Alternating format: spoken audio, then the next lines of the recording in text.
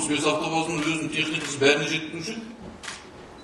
16 жылы мысалға осыған байланысты барлық жаңағы бағыттарға тракторлар әрбір округке тракторлар алды. Одан бір бөлік көше жуатын машиналарға басқасына лопаталарын алып қойды. Қайда? Екі рет үлкен рет қар жауды.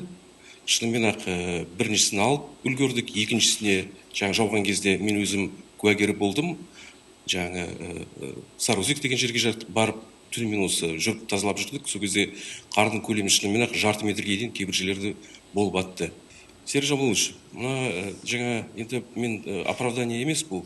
Мен бұған үлкен өзіме де сабақ. Сіздерге айтайын, мұның бәрі былай айтқанда сығытпа жауап немесе просто бір причина іздеп отырсыңдар. Басқа бізден басқа жауатын қар бұдан да қатты жауатын жерлер бар ғой. Жаман үйреніп қалдық. Бізге вообще қар жауған жоқ. Сондықтан жаңа техникаларында барлығында дайын емес. Анжеге мүнжеге қойдыңдар. Кеше сол өздерінің бар техникамен шығам деп есептедіңдер, шыға алмадыңдар. Болды. Мен солай есептеймін. Значит, толық күшпен мобилизация істеген жоқсыңдар. Сондықтан спецавтобуста бар техникалар болса шығарыңдар.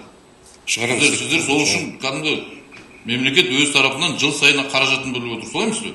Берім Жолмаш. Жеткілікті деңгейде беріп отырсыңдар ғой. Сұраңдар. Қайда?